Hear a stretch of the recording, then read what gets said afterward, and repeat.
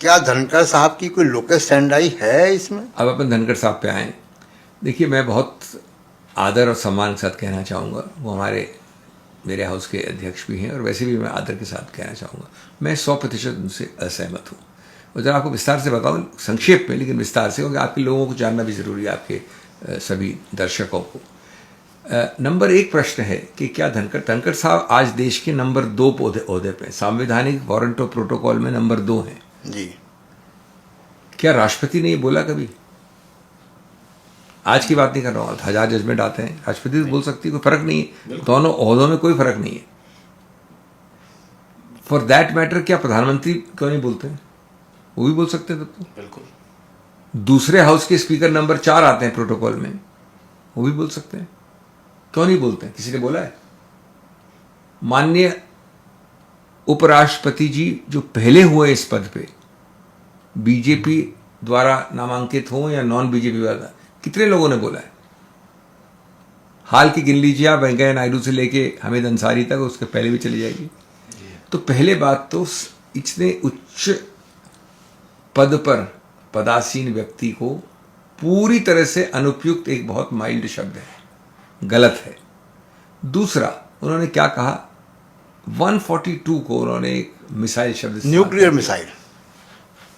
अब मैं nuclear missile पे आता हूं, मेरे को पता नहीं मिसाइल कोर्ट फाइल कर रही है, कहीं और से फायर हो रहा है, संवैधानिक पदों से हो रहा है या कहीं और से हो रहा है, ये भी पता नहीं है, मैं नहीं कहूँगा। कोर्ट तो निश्चित रूप से फायर नहीं कर रही है, मैं आपको भी प्रमाणित करूँगा। लेकिन 142 आज बना था, कल बना था, प्रशांत के लिए बना था, राजीव के लिए बना था, या इस तमिलनाडु गवर्नर के लिए बना था? हमारे से कहीं ज्यादा विद्वान लोग बैठे थे 3 साल, और उनको लीड किया था ड्राफ्टिंग कमेटी में बाबा साहब ने, उन्होंने बनाया था ये जी। और वहां कहा था डिबेट में कि हम इसको हाईकोर्ट को नहीं दे रहे। ये डिबेट हुआ था कि हाईकोर्ट को भी दे दो, यही पावर क्यों नहीं होना चाहिए?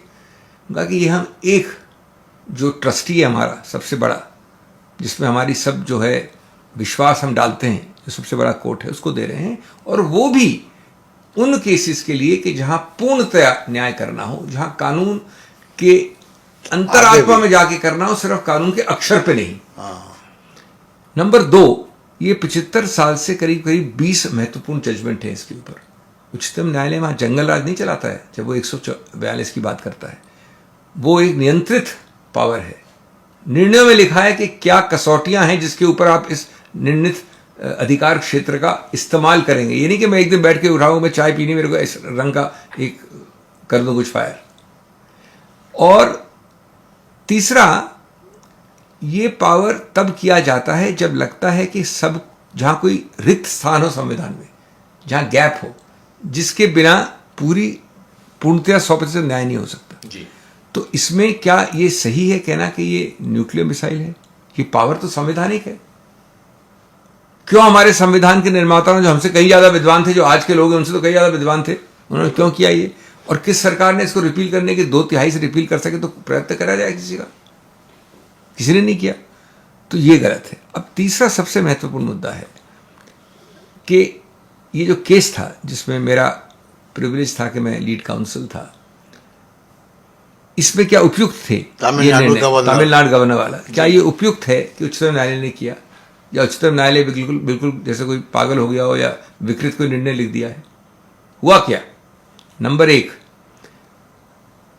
एक governor Tamil Nadu, by the way ये गवर्नर तमिलनाडु की बात नहीं है, ये अलग अलग डिग्रीज में पश्चिम बंगाल भी चला गया है, पंजाब भी चला गया है, विशेष रूप से विपक्ष शासित प्रदेशों में ये हो रहा है।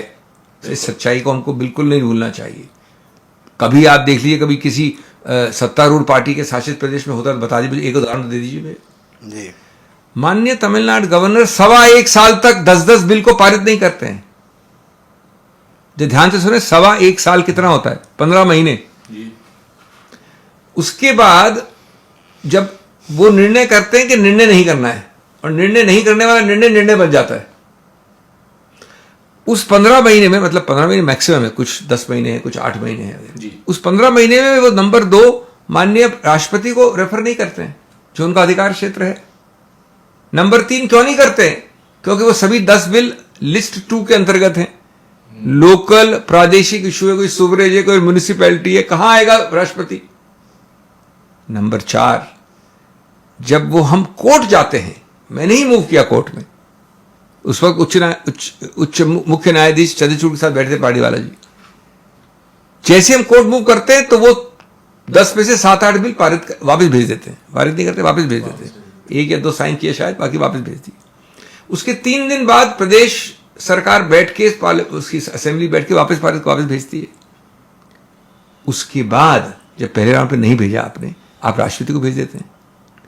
अब ये बताइए, जब बाबा साहब ने बनाया था तो इन्होंने ये तो नहीं लिखा कि आप कमरे में कैसे जाएंगे, चाबी कैसे लगाएंगे, चाबी से खोल के आप जाके सांस कैसे लेंगे, ये तो नहीं लिखा था संविधान में। बाबा साहब ने कहा था the constitution is not bad or good, it is man who is vile, VILE, ये शब्द उनके हैं। दूसरा उन्होंने कहा था a institution is only as good or bad as the man or woman who mans it or womans it. तो आप हर चीज नहीं लिखते। कभी किसी सोचा था कि गवर्नर्स, राज्यपाल, और मैं बहुत दुख और खेद का, लेकिन मैं डरता नहीं हूं बोलने में, बहुत खेद के साथ कहना चाहता हूं, कभी किसी ने सोचा था कि राज्यपाल विपक्षी प्रदेशों में सुपारी एजेंट्स बन जाएंगे किसी केंद्र सरकार के, अवरुद्ध करने के लिए शासन, कुशासन, सुशासन, दुशासन, जो भी करना है। अंबेडकर साहब ने यह भी कहा था कि एक प्रदेश में, एक म्यान में 2 तलवार नहीं रह सकती। एग्जैक्ट वर्ड्स हैं, no 2 swords in one scabbard, क्योंकि ड्यूअल मुख्यमंत्री नहीं हो सकता कि प्रशांत में मुख्यमंत्री है, सिंह में मुख्यमंत्री है, एक ही हो सकता है। तो ये सब जब हुआ तो उन्होंने कहा 3 महीने, और जो 1.25 साल से बचे हैं उनको डीम्ड कंसेंट। और आखिरी मुद्दा जिसके लिए कहा गया ओवररीच के, राष्ट्रपति के बारे में क्यों कहा? तो राष्ट्रपति के बारे में एक मुद्दा तो अराइज ही नहीं करता है कि राष्ट्रपति को रेफर कर दे, वो तो होता ही नहीं है, वो सिर्फ गवर्नर के लिए होता है। दूसरा मुद्दा क्यों नहीं कहेगी उच्चतम न्यायालय, सेम प्रावधान है, कोई फर्क नहीं है, शब्द कॉमा फुल स्टॉप भी सेम है। वैसे इस राष्ट्रपति और इस सरकार में विलंब करने का सवाल नहीं उठता, लेकिन थ्योरेटिकल रूप से, सैद्धांतिक रूप से अगली बार अगर केंद्र सरकार कोई भेजती है और राष्ट्रपति 1.25 साल तक नहीं करता है, तो क्या आपत्तिजनक चीज है अगर 3 महीने में आपको हस्ताक्षर करने हैं? तो जी, ये तो नहीं कहा कि हम हर केस में डीम्ड असेंट दे रहे हैं। उन्होंने कहा इस केस में, फैक्ट्स ऑफ दिस केस में, जब पानी सर के ऊपर चला जाएगा तो हम डीम्ड असेंट दे रहे हैं, क्योंकि कोई ऐसे मामले भी आए। ऐसे केस में अंत में कहूंगा कि माननीय, देखिए इतने बड़े उच्च पदासीन व्यक्ति हैं संवैधानिक, उन्होंने कभी कोई टिप्पणी नहीं की गवर्नर साहब के बारे में। आज वो टिप्पणी कर रहे हैं उच्चतम न्यायालय के बारे में। आपको बुरा नहीं लगा उस वक्त जब गवर्नर साहब ये कर रहे थे? जी, उल्टा मैं तो कहूंगा कि उनको कहना चाहिए था कि माननीय गवर्नर साहब को इस्तीफा देना चाहिए नैतिक कारणों से। जी, 3 टिप्पणियां इनकी आई थी अभी पिछले दिनों धनखड़ साहब की। एक तो CBI के अपॉइंटमेंट में, कमेटी में चीफ जस्टिस का होने पे आया था कि क्यों, जरूरत ही क्या है, एक ये था। दूसरा जस्टिस वर्मा के ऊपर भी आया, जस्टिस यशवंत वर्मा अभी तक FIR क्यों नहीं, ये पूछा। और तीसरा ये 142। देखिए इसमें एक और ज़्यादा गलत बात है, जो मैंने बोल दिया सब कुछ विस्तार से, आपको मैं दोहराऊंगा नहीं। जब आप एक ही पोडियम से एक ही सामूहिक गैदरिंग को एड्रेस कर रहे हैं, तो ये क्या मतलब हुआ कि उच्चतम न्यायालय के तमिलनाडु निर्णय पर टिप्पणी करते हुए आप उससे जोड़ दें यशवंत वर्मा को? नॉर्थ पोल और साउथ पोल का क्या कनेक्शन है, मैं जानना चाहता था। मेरे को काफ़ी आश्चर्य हुआ। वो अपनी जगह पे एक अलग चीज़ है, ये अपनी जगह पे ये कहना कि साहब ये निर्णय गलत है 1 2 3 4, लेकिन साथ साथ उसको यशवंत वर्मा को जोड़ देना। और यशवंत वर्मा के साथ जो हुआ है वो प्रोसीजर, जिसको इन हाउस प्रोसीजर कहते हैं, वो क्या कल बना यशवंत वर्मा के लिए, या परसों बना मेरे लिए, या तरसों बना आपके लिए? आज जब कानून का कोई प्रावधान नहीं है तो ये प्रोसीजर 10-15 साल से 20 साल से चल रहा है। उस प्रोसीजर को माननीय मुख्य न्यायाधीश फॉलो कर रहे हैं। 3 वरिष्ठ जज, 2 बहुत ही बड़े वरिष्ठ लोग मुख्य न्यायाधीश हाईकोर्ट के और 1 महिला जज उसके ऊपर रिपोर्ट देने वाली हैं।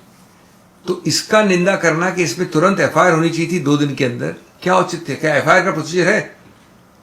सरकारें नहीं जो 20 साल में किसी की हिम्मत है कि प्रोसीजर जो बना बनाया उसको उल्लंघन करके बिना कानून पास किए मैं FIR फाइल कर दूं? वो FIR कल क्वॉश हो जाएगी 2 मिनट में।